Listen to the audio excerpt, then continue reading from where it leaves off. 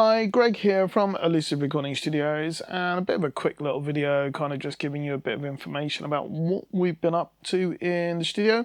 Obviously it's getting near Christmas and things are quieting down a little bit, so I've just been revisiting some old projects and using some of the equipment, and I've got a bit of time to try some stuff out. So I'm going to show you some of the things that I've been doing. So I'm working with a track and I've got a DI'd electric guitar. If my memory serves me correctly, it was a Telecaster recorded directly into a DI input on my old Trident console and then recorded straight into Pro Tools through probably a higher end Focusrite interface.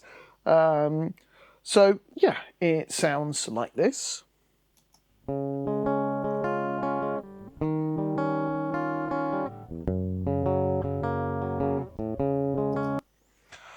Pretty nondescript, just a slight little arpeggio style guitar part.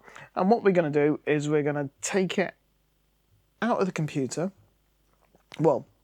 and reamp it using a old ADA MP1 valve guitar preamp rack unit thing that was made in the late 80s, very popular in the late 80s, early 90s, pretty much used by anyone and everyone at the time. Quite a bizarre, very, very ahead of its time piece of equipment. So I'm going to go through and show you what I'm doing and talk you through the tools. So to begin with, I have on my, if we come to our Pro Tools session, you'll see that I have a compressor. At the moment it's bypassed, and if we look at the waveform, it's quite dynamic, so I'm going to use the Waves Renaissance axe just to kind of tame that down and reduce some of those peaks, and it sounds like this.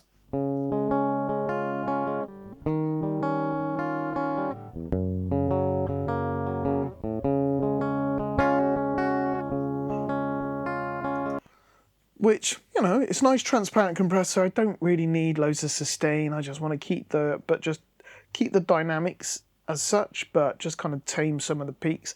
And then from there, we are using, I'm going to turn the camera around with this, I'm going to be using my Bastl Thyme delay unit. And this is made by, it's a synthesizer company actually.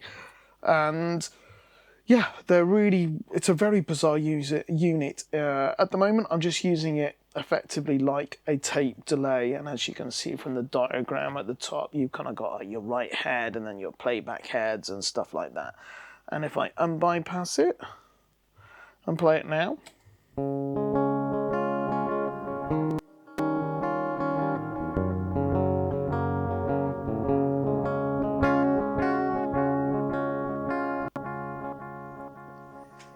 so rolled off some of the tape, some of the filter on I've used a low pass filter on the delays on that unit. So then we're coming from there, we have to use a separate output on my interface, and we are going to take that guitar tone, which has now got the compressor on it and the delay, and we are going to take it all the way over here. And we're going to come out of one of the channels on this SSL interface. It's going to come into this reamp box because at the moment it is a balanced line level signal. We have an unbalanced guitar level signal coming out of there and going into the ADA MP1. It comes out of there into this old school ADA Microcab, which is a mic'd guitar cabinet emulator. Basically, it's just a load of resistors that gives the impression of like a variety of different open back cabinets and a variety of closed cabinets, and you can push the buttons in and you can vary sounds and stuff like that. It's a bit like impulse responses, but from the late 80s, that doesn't actually use samples but just electronics.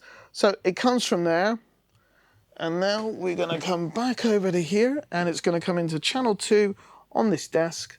We've added a bit of EQ there, and then from there it goes back into the SSL alpha link, and then goes on to my computer.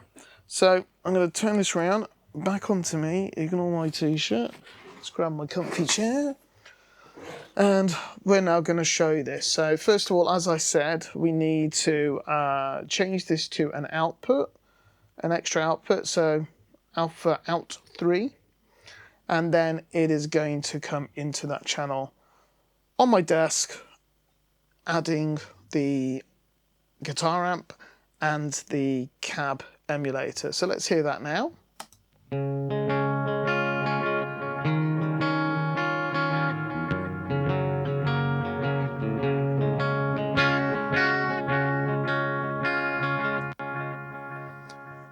So nice, it's all valve. I mean, with the MP1, you've got like solid state clean and then solid state drive or gain.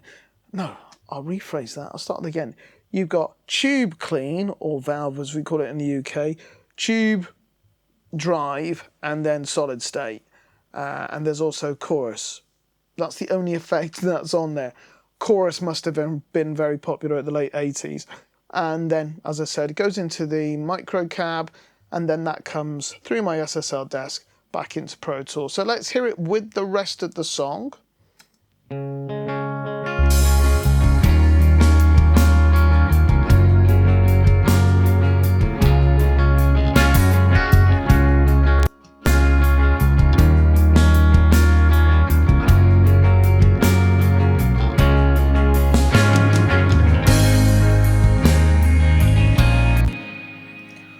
So I think it sounds pretty nice. So this is one of those things I pretty much always try and DI guitar parts, because it just means you got the opportunity to try lots of different things when you get some free time, or you want to do a bit of discovery and trial and error and stuff like that.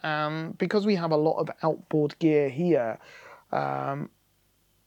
now's the time that I can kind of go, oh, that can do that, or this can do that, and stuff like that. Yeah, I can use a plugin if I want, and sometimes I do. I really rate Waves GTR, which has been out for quite a while, but I also really like Positive Grid's Bias amp. I think that's really, really good. So yeah, so there you go. That is what we're doing today. If you have any questions, write them in the comments beneath. We have done a episode regarding reamping using, conventional amps and stuff. That's on our Technique Tuesday, so have a look on some of our previous videos. I'm sure you'll find it, and we will look forward to seeing you, hopefully another one just before Christmas. Anyway, take care, and we'll see you soon.